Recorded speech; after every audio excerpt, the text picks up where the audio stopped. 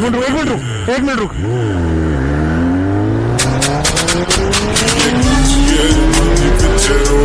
जवानी चेक कर दी बरंगा वाले टैग नी